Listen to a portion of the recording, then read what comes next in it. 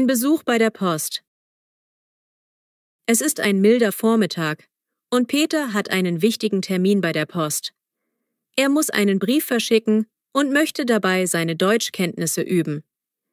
Peter liebt es, neue Wörter zu lernen, und heute steht Post auf seiner Vokabelliste. Peter steht früh auf, frühstückt ein belegtes Brot und zieht sich seine Jacke an. Er packt seinen Rucksack mit seinem Notizbuch, einem Stift und natürlich seinem Brief, den er verschicken möchte. Heute lerne ich Wörter wie Brief, Paket, Postschalter und Versand, denkt Peter und macht sich auf den Weg. Mit dem Fahrrad fährt er zur nahegelegenen Postfiliale.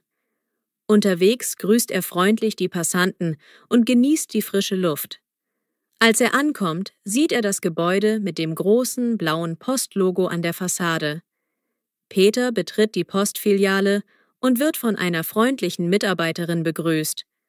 »Guten Morgen, wie kann ich Ihnen helfen?« Peter antwortet, »Guten Morgen, ich möchte einen Brief verschicken. Können Sie mir bitte helfen?« Die Mitarbeiterin lächelt. »Natürlich. Haben Sie den Brief und die Adresse bereit?« Peter nickt und übergibt ihr den Brief. Die Mitarbeiterin wiegt den Brief, schaut auf das Display und sagt, »Ihr Brief kostet 0,95 €. Möchten Sie ihn per Standardversand verschicken?« Peter antwortet, »Ja bitte, ich möchte ihn heute noch verschicken.« Er zahlt den Betrag und erhält einen Einlieferungsbeleg. Während des Gesprächs notiert Peter in seinem Notizbuch Brief, Paket, Post, Versand, Postschalter. Nachdem alles erledigt ist, bedankt sich Peter. »Vielen Dank für Ihre Hilfe.« Die Mitarbeiterin erwidert, »Gern geschehen. Einen schönen Tag noch.« Peter verlässt die Postfiliale und fährt mit dem Fahrrad nach Hause. Auf dem Heimweg denkt er über das Gespräch nach. Er wiederholt leise die neuen Wörter in seinem Kopf. Am Post, Brief, Paket, Versand. »Ich habe heute viel gelernt«, murmelt er. Zu Hause angekommen, legt er seinen Einlieferungsbeleg in sein Notizbuch und schreibt einen kurzen Eintrag in sein Tagebuch. Heute war ein Besuch bei der Post. Ich habe gelernt, wie man einen Brief verschickt und neue Wörter wie Postschalter und Versand kennengelernt. Es war ein einfacher, aber lehrreicher Morgen. So endet ein kleiner, aber wichtiger Tag bei der Post, der Peter nicht nur bei seinen Behördengängen geholfen, sondern ihm auch neue deutsche Vokabeln vermittelt hat. Ein Besuch auf dem Weihnachtsmarkt. Es ist ein kühler Winterabend und Anna freut sich sehr, den traditionellen Weihnachtsmarkt in ihrer Stadt zu besuchen. Der Weihnachtsmarkt ist bekannt für seine festliche Stimmung, bunten Lichter, duftenden Glühwein und viele handgemachte Geschenke. Anna liebt die Weihnachtszeit und möchte dabei auch ihre Deutschkenntnisse verbessern. Anna zieht ihren warmen Mantel, einen Schal und Mütze an. Sie nimmt ihre Einkaufstasche und ihr Notizbuch mit und macht sich auf den Weg zum Weihnachtsmarkt. Unterwegs sieht sie den verschneiten Gehweg und hört leise Weihnachtsmusik aus den Lautsprechern. Heute ist ein magischer Abend, denkt sie. Am Weihnachtsmarkt angekommen, wird Anna von einem bunten Treiben begrüßt. Überall leuchten Lichter, es duftet nach Zimt und gebrannten Mandeln und freundliche Händler rufen »Frohe Weihnachten!« Anna fühlt sich sofort wohl. Sie notiert sich in ihrem Notizbuch die Wörter Weihnachtsmarkt, Glühwein, Zimt, Mandeln, Geschenk. Zuerst schlendert Anna über den Markt und schaut sich die zahlreichen Stände an. An einem Stand verkauft ein älterer Herr handgeschnitzte Holzspielzeuge. Anna bleibt stehen und betrachtet die schönen Figuren. »Diese Spielzeuge sind so kunstvoll«, sagt sie leise. Der Händler erklärt, »Alle Spielzeuge sind von Hand gemacht. Sie sind einzigartige Weihnachtsgeschenke.« Anna bedankt sich und notiert sich das Wort handgemacht. An einem anderen Stand riecht sie den köstlichen Glühwein. Eine freundliche Verkäuferin bietet ihr eine Tasse an. »Möchten Sie ein wenig Glühwein probieren?« fragt sie. Anna antwortet, »Ja, bitte, das klingt sehr lecker.« Während sie den heißen Glühwein trinkt, schreibt sie in ihr Notizbuch: Glühwein, heiß, Zimt, Weihnachten. Weiter über den Markt sieht Anna bunte Stände mit Lebkuchen, Bratäpfeln und anderen weihnachtlichen Leckereien. Sie kostet einen Bratapfel und meint: Der Bratapfel ist süß und warm, perfekt für diesen kalten Abend. Sie unterhält sich kurz mit der Verkäuferin und lernt dabei, wie man auf Deutsch nach dem Preis fragt: Wie viel kostet dieser Bratapfel? 5 Euro, antwortet die Verkäuferin freundlich. Während ihres Rundgangs entdeckt Anna auch einen Stand mit handgefertigtem Schmuck. Hier findet sie schöne Halsketten und Armbänder.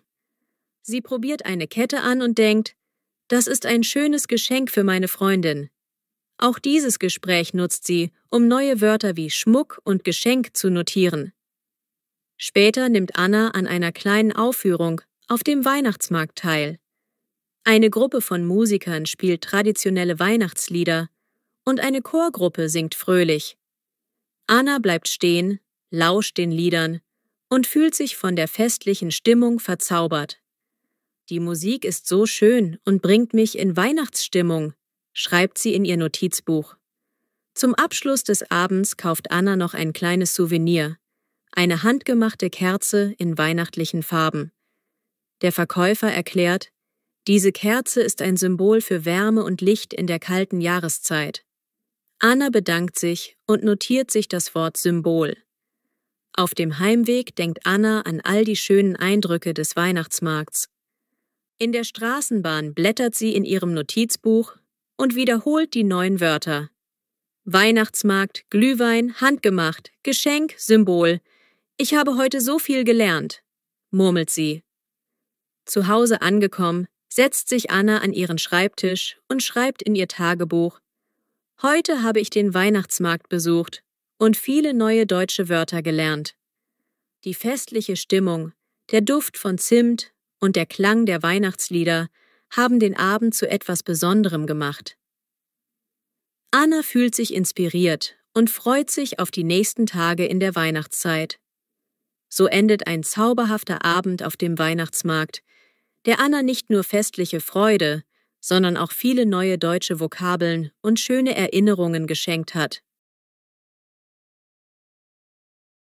Ein Restaurantbesuch mit Freunden. Es ist ein angenehmer Abend und Thomas hat sich mit seinen Freunden verabredet, um in einem netten Restaurant zu essen.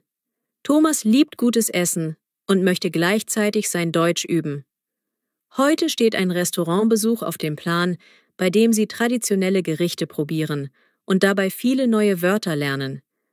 Thomas steht früh auf, zieht schicke Kleidung an und frühstückt ein leichtes Omelett mit frischem Obst. Er packt seinen Rucksack mit seinem Notizbuch, einem Stift und freut sich auf den Abend. Heute lerne ich Wörter wie Restaurant, Speisekarte, Bestellung und Rechnung, denkt er. Mit dem Fahrrad fährt Thomas in die Innenstadt, wo das Restaurant liegt. Unterwegs grüßt er freundliche Passanten und hört leise Musik. Als er ankommt, sieht er ein gemütliches Restaurant mit großen Fenstern, durch die warmes Licht scheint. Er betritt das Restaurant und wird von einem freundlichen Kellner begrüßt. »Guten Abend, wie viele Personen?« Thomas antwortet: »Wir sind zu 4, bitte.« Der Kellner führt Thomas zu einem schön gedeckten Tisch in einer ruhigen Ecke. Sobald alle Freunde angekommen sind, gibt es ein freudiges Wiedersehen. »Hallo Thomas, wie geht es dir?« ruft eine Freundin. »Mir geht es gut und ich freue mich auf einen schönen Abend«, antwortet Thomas. Alle setzen sich und blicken gespannt auf die große Speisekarte, die an der Wand hängt. Die Freunde lesen die verschiedenen Gerichte. Thomas notiert in sein Notizbuch Wörter wie Vorspeise, Hauptgericht und Nachspeise. Der Kellner kommt, um die Bestellung aufzunehmen. »Was möchten Sie bestellen?« fragt er freundlich. Nach kurzer Überlegung bestellt Thomas: »Ich hätte gerne eine Suppe als Vorspeise, dazu ein Hauptgericht mit Hähnchen und Gemüse. Und als Nachspeise bitte ein Stück Apfelkuchen.« Seine Freunde bestellen ebenfalls ihre Lieblingsgerichte. Während des Gesprächs lernt Thomas, wie man höflich Bestellungen auf Deutsch aufgibt. Als das Essen kommt, ist der Tisch bunt gedeckt. Zuerst wird die Suppe serviert. Thomas kostet die Suppe und sagt: „Das schmeckt sehr gut." Danach folgt das Hauptgericht: saftiges Hähnchen mit knackigem Gemüse. „Ich mag das Gemüse besonders", sagt er und notiert das Wort Gemüse in seinem Heft. Zum Schluss gibt es den Apfelkuchen, der in kleinen Stücken serviert wird. „Dieser Kuchen ist lecker", meint Thomas und lächelt. Während des Essens unterhalten sich die Freunde angeregt über den Tag und ihre Pläne für das Wochenende. Sie lachen, tauschen Geschichten aus und genießen das gemeinsame Essen. Thomas achtet darauf, neue Wörter zu wiederholen und in das Gespräch einzubauen. Er hört auch die anderen Gäste und den Klang des Kellners, der hin und wieder an den Tisch kommt, um nachzufragen: „Alles in Ordnung?" oder „Möchten Sie noch etwas?" So lernt Thomas die Sprache in einem natürlichen Umfeld. Nachdem alle Speisen gegessen sind, bittet der Kellner um die Rechnung. „Könnten Sie uns bitte die Rechnung bringen?" fragt Thomas höflich. Der Kellner bringt die Rechnung und Thomas überprüft sie. Er lernt das Wort Rechnung und übt, wie man bezahlt. Er sagt: „Ich zahle bar, bitte." Die Freunde begleichen gemeinsam die Rechnung und bedanken sich. „Vielen Dank, es war ein schöner Abend." Der Kellner lächelt und wünscht ihnen einen guten Abend. Nach dem Restaurantbesuch gehen die Freunde noch einen kurzen Spaziergang durch die beleuchtete Innenstadt. Der Abend ist kühl, aber angenehm, und die Straßen sind von funkelnden Lichtern erhellt. „Das war ein gelungener Abend", sagt Thomas zufrieden, während er sich an die vielen neuen Wörter erinnert, die er heute gelernt hat. Er schreibt in sein Tagebuch: Restaurantbesuch, neue Wörter, Speisekarte, Bestellung, Rechnung, Vorspeise, Hauptgericht, Nachspeise. Es war ein schöner Abend mit Freunden und leckerem Essen. Zu Hause angekommen, fühlt sich Thomas glücklich und inspiriert. Er weiß, dass solche Erlebnisse ihm helfen, sein Deutsch zu verbessern und mehr über die Kultur zu lernen. So endet ein angenehmer und lehrreicher Abend im Restaurant, der Thomas nicht nur kulinarisch verwöhnt, sondern ihm auch viele neue deutsche Vokabeln und schöne Erinnerungen geschenkt hat. Ein Besuch am Bahnhof. Es ist ein klarer Morgen und Thomas hat einen wichtigen Termin. Er muss am Bahnhof ein Ticket kaufen und seinen Zug nehmen, um eine Freundin in einer anderen Stadt zu besuchen. Thomas steht früh auf, zieht bequeme Kleidung an und frühstückt ein belegtes Brot mit Marmelade und einen heißen Kaffee. Dabei liest er seinen Tagesplan. „Heute besuche ich meine Freundin in Köln. Zuerst muss ich zum Bahnhof." Mit seinem Rucksack, in dem sich sein Notizbuch und ein Stift befinden, verlässt Thomas seine Wohnung. Auf dem Weg zum Bahnhof fährt Thomas mit dem Fahrrad. Die Straßen sind ruhig und die Sonne scheint freundlich. Er grüßt einige Passanten. „Guten Morgen!" Er fühlt sich gut, weil er frische Luft schnuppert und sein Deutsch übt, indem er einfache Sätze spricht. Am Bahnhof angekommen, sieht Thomas ein großes, modernes Gebäude mit vielen Anzeigetafeln. Vor dem Eingang stehen Reisende, die ihre Tickets kaufen oder auf ihre Züge warten. Thomas betritt den Bahnhof und folgt den Schildern zur Fahrkartenschalter. Dort angekommen, sieht er einen langen Schalter und viele Menschen, die freundlich lächeln. Ein Mitarbeiter am Schalter fragt: „Guten Morgen, wie kann ich Ihnen helfen?" Thomas antwortet: „Guten Morgen, ich möchte ein Ticket nach Köln kaufen, bitte." Der Mitarbeiter fragt nach dem Reisedatum und der Uhrzeit. Thomas sagt: „Ich möchte heute um 10:30 Uhr fahren." Der Mitarbeiter tippt in den Computer, wiegt das Ticket ab und sagt: „Das Ticket kostet 35 Euro." Thomas bezahlt bar und bedankt sich. „Vielen Dank." Er notiert in seinem Notizbuch die Wörter Bahnhof, Ticket, Zug und Abfahrt. Nachdem Thomas sein Ticket erhalten hat, geht er zur Wartehalle. Auf großen Bildschirmen liest er die Abfahrtszeiten. Er findet seine Abfahrt um 10:30 Uhr und schaut gespannt auf die Uhr. Er beobachtet die vielen Menschen, die sich unterhalten, lesen oder einfach warten. Hier lerne ich viel über die Bahnhofssprache, denkt Thomas. Nach etwa 20 Minuten kommt sein Zug in den Bahnsteig. Thomas steigt ein und sucht sich einen freien Platz am Fenster. Während der Zug langsam anrollt, schaut er aus dem Fenster und sieht die Stadt, die immer kleiner wird. Er hört das Rattern der Schienen und fühlt sich entspannt. Ich höre die Durchsagen auf Deutsch, bemerkt er. Die Durchsage lautet: Nächster Halt, Köln Hauptbahnhof. Thomas hört aufmerksam zu, um keine wichtigen Wörter zu verpassen. Während der Fahrt liest er in seinem Notizbuch weiter. Er schreibt: Heute habe ich Wörter wie Bahnhof, Ticket, Zug, Abfahrt und Durchsage gelernt. Die Landschaft ändert sich langsam und Thomas freut sich auf das Wiedersehen mit seiner Freundin. Nach circa 2 Stunden erreicht der Zug den Kölner Hauptbahnhof. Die Türen öffnen sich und Thomas steigt aus. Er fühlt die besondere Atmosphäre des Bahnhofs, wo Menschen aus aller Welt unterwegs sind. Auf dem Bahnsteig hört er wieder die Lautsprecheransagen, diesmal in einem etwas lauten, aber freundlichen Ton. Willkommen in Köln. Thomas lächelt und denkt: Ich habe heute viel gelernt und bin bereit für den nächsten Teil meines Tages. Er folgt den Schildern zum Ausgang und trifft dort seine Freundin Anna, die schon auf ihn gewartet hat. »Hallo Thomas, schön dich zu sehen«, sagt Anna.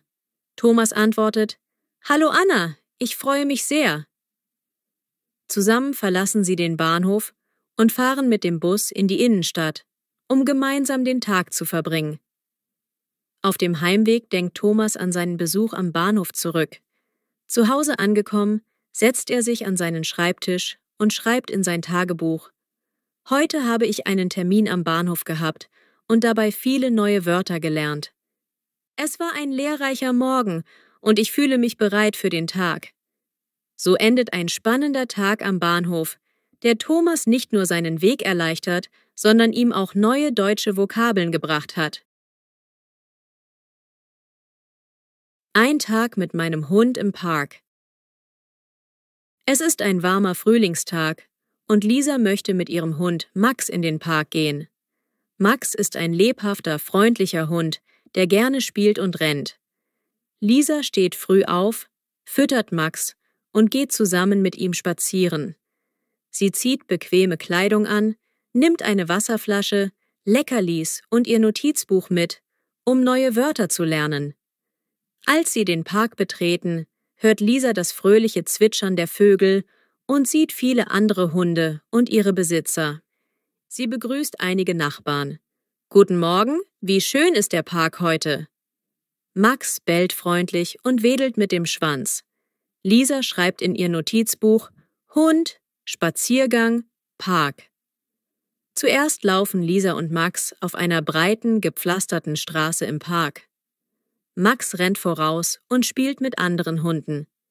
Lisa folgt ihm und beobachtet, wie die Hunde miteinander spielen und rennen. »Max, komm zurück«, ruft sie lachend, als er kurz abgelenkt ist. Max kommt sofort zurück und leckt Lisa das Gesicht. Sie lacht und schreibt »Spielen, Rennen, Freuen« in ihr Heft. Nach einer Weile erreicht Lisa einen kleinen See im Park. Dort sitzen einige Leute auf Bänken und Kinder füttern die Enten. Lisa setzt sich auf eine Bank, während Max am Ufer schnüffelt. »Das Wasser ist so ruhig«, bemerkt sie und schaut dem Spiegelbild der Bäume zu. Ein älterer Herr sitzt neben ihr und unterhält sich freundlich. Ihr Hund ist sehr hübsch. »Wie heißt er?« »Er heißt Max«, antwortet Lisa. Der Mann lächelt und sagt: »Max ist ein schöner Name. Ich hoffe, er hat einen tollen Tag im Park.« Lisa notiert sich in ihrem Notizbuch: See, Enten, Bank. Nachdem sie eine Weile gesessen haben, steht Lisa auf und führt Max weiter über eine schattige Wiese. Auf der Wiese spielt eine Gruppe von Kindern Fangen. Lisa bleibt stehen und beobachtet die fröhlichen Spiele. Die Kinder haben so viel Energie, denkt sie und schreibt: Kinder, spielen, lachen. Später treffen Lisa und Max auf einen anderen Hundebesitzer, der mit seinem Hund spazieren geht. Sie beginnen ein kurzes Gespräch. Ihr Hund ist sehr freundlich, sagt Lisa. Der Besitzer antwortet: Danke, er heißt Bello und liebt es zu spielen. Lisa nickt und lächelt. Sie schreibt: Hundebesitzer, freundlich, Gespräch. Um die Mittagszeit kehrt Lisa an einen schattigen Ort im Park zurück, wo sie auf einer Picknickdecke sitzt. Sie holt ihr Lunchpaket heraus, ein belegtes Brot, Obst und ein kleines Getränk, und genießt ihr Essen, während Max neben ihr liegt und sich ausruht. Ein Picknick im Park ist immer so schön, sagt sie leise, während sie ein Stück Apfel isst. Sie notiert in ihr Heft: Picknick, Obst, Getränk. Nach dem Essen nimmt Lisa einen kleinen Ball heraus und spielt mit Max. Sie werfen den Ball und Max rennt ihm hinterher. Die Umgebung ist erfüllt von Lachen und dem fröhlichen Bellen der Hunde. Max, bring den Ball zurück, ruft sie und lacht. Max kommt mit dem Ball zurück und Lisa lobt ihn. Guter Junge! Diese Momente schreibt sie in ihr Notizbuch. Ball, spielen, loben. Am Nachmittag entscheidet sich Lisa, einen langen Spaziergang entlang eines Waldpfades im Park zu machen. Der Weg ist von hohen Bäumen gesäumt und die Sonnenstrahlen fallen durch die Blätter. Hier fühle ich mich so entspannt, denkt sie und atmet tief die frische Luft ein.